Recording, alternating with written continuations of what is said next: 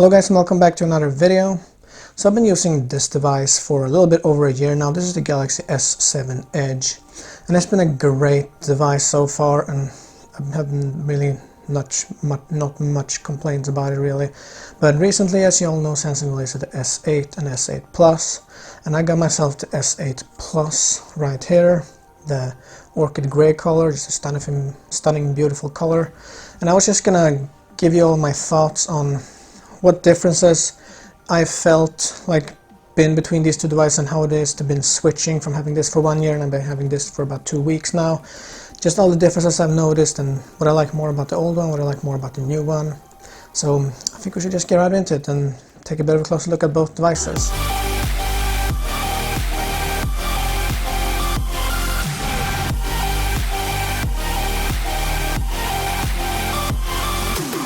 So if we start with the obvious, the design, we can see that the Galaxy S7 Edge was a beautiful device when it was released. The curves was more refined than the S6 Edge.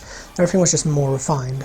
But now with the Galaxy S8 and S8 Plus, it's even more so refined. Everything looks like it's been more well thought than the S8. If you just put them side by side, you can see that the corners are more well rounded and everything is more well designed, a little bit thinner, a little bit sleeker. Everything just looks a little bit better. And the obvious, of course, is the shape of the screen too.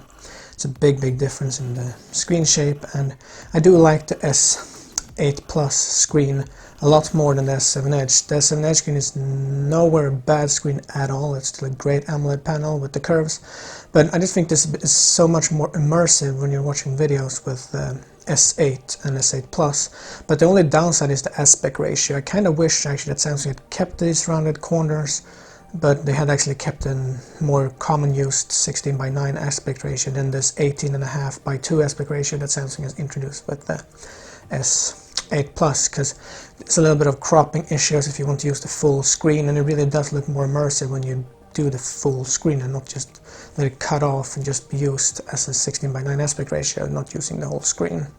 But that's just a minor issue really. Still, I prefer the S8 screen a lot more, because when you're browsing the web and just texting and just reading emails, you see so much more on this taller screen, and it also makes it incredibly slim and compact despite having a 6.2-inch screen. You can see that it's not that big of a difference between these two devices, yet this is a much bigger display.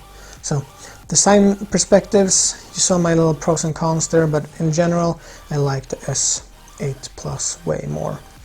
And without further ado, let's go into more inside the phones. We talked about the aesthetics, but how is it about speed, everyday use to use? What have I noticed? So well, the cameras are both great. I haven't really noticed much of a difference when it comes to camera quality yet. The S8 Plus does a better job in low light, that is noticeable, but other than that, both cameras are just really great, and they have the same megapixel counts and all that, but there is actually a new sensor in the S8 and S8 Plus, which people seems to be a little bit confused about. A lot of them say that it's the same sensor, but it's actually an upgraded Sony sensor compared to the S7 Edge, even though they have the same megapixel counts, and it's not that huge of a difference. It's mainly Samsung has put so much more into processing, what's software processing and how the image is processed after it's being taken with the S8. So the S8 has slightly better camera, but there's not a huge difference there, so I did not really notice much, and nothing with the camera blew me away. I already knew that the S7 Edge was a great camera, and the S8 is not going to disappoint you in pretty much anywhere anyway. So that's about the camera. And the everyday use with the OS, well, I can tell that the S8 and S8 Plus it's way snappier. I mean, when I navigate around the OS and all that, there is a much faster processor in here, and especially for the graphic parts, I just feels like a more fast phone overall when I use it. Open apps, close apps, text, all the things I do on an everyday basis. But then we also have to remember that this one is just 2 weeks old, it's over a year, so we'll have to see how this S8 ages, but right now it just feels a lot more faster, and the OS is more polished, even though both running Android 7 with the new design of Samsung's UX. They're not calling it Samsung TouchWish anymore, they're actually calling it Samsung Experience, so I guess we have to get used by that. But this is just really snappy, and Samsung has really stepped up their software game now. I can't really complain about the software. I mean, there is a little bit of bloatware that I wish maybe wasn't there, but overall Samsung's starting to do a great job on the software, so I don't really have much to complain about there either. So overall, there's a win for the Galaxy S8. There's a few more tweaks you can do, even though the OS looks pretty much the same. It's just a few minor tweaks. So let's talk about one thing that I really do not like about the S8 Plus. That's definitely the fingerprint reader. It sits in such an awkward position here in the back, so you always have to reach up for it and fiddle around. It takes a bit before you can actually unlock your device with it. It's really fast though when you actually find it, but the one on the Galaxy S7 Edge, where you can actually have the phone lay down flat on the table and just place your finger on it, it's so much more convenient than having to deal with this back part. And maybe you keep smudging up the camera, you keep hitting the heart rate sensor, and you just don't know sometimes if you're finding it or not.